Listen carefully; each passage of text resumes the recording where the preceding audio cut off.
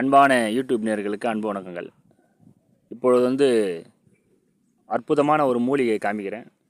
இந்த மூலிகை லக்ஷ்மி குபேர குரு பகவானோட அம்சம் பெற்ற மூலிகை இது. இது பயன்படும் போது என்னென்ன நன்மை கிடைக்கும் என்றதை மட்டும் நான் சொல்கிறேன். நீங்கள் பதிவில் இந்த செடியை நல்லா பார்த்துக்கோங்க. இது லக்ஷ்மி குபேர குரு மூலிகை. அப்படின்னா கேட்டிங்கன்னா தன ஆக்கர்ஷணம், லக்ஷ்மி கடாச்சாரமோ, தரித்திரம் விலக, சில பிரச்சனைகள்லாம் விளக்கும். இந்த மூலிகை பித்துள்ளு தோஷத்தெல்லாம் விளக்கும். பித்துள்ளு எவனோ ஒருத்தன் பண்ண பாவத்தெல்லாம், சாபத்தெல்லாம் இது போக்கக்கூடிய ஒரு வல்லமை பெற்ற ஒரு மூலிகை இது. இந்த மூலிகையை பயன்படுத்தி வாழ்க்கையில் வெற்றி பெறணும் அப்படின்னால இந்த மூலிகையை காமிக்கிறேன். இதோட தண்டு பார்த்திங்கன்னா சென்னாய் உருவி செடிக்கு வரும் பாருங்கள் தண்டு. ஆனால் அதோட இது ரொம்ப ஸ்ட்ராங்காக இருக்கும், இரும்பு மாதிரி இருக்கும் இந்த தண்டு. இதோட வேரெலாம் பார்த்திங்கன்னா ரொம்ப அற்புதமாக வேலை செய்யும். இது தாய்த்தாவோ அஞ்சனமாவோ பயன்படுத்திக்கலாம்.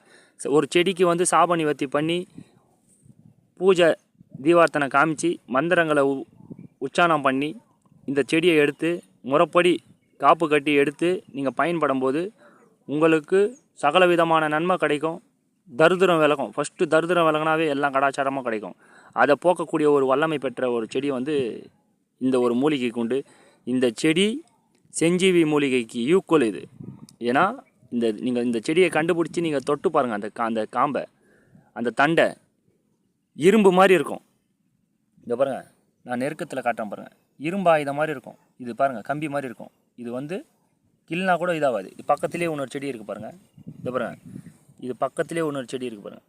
ஏன்னா அந்த அளவுக்கு சக்தி மிக்க ஒரு செடி. உங்களோட கஷ்டத்தை நீக்கும். கணவன் மனைவி ஒற்றுமை கிடைக்கும். எல்லா ஒற்றுமையும் கிடைக்கும். லக்ஷ்மி கடாச்சாரம் கிடைச்சாவே உங்களுக்கு எல்லாம் தரித்திரம் விலகினா தான் தெய்வமே வரும்.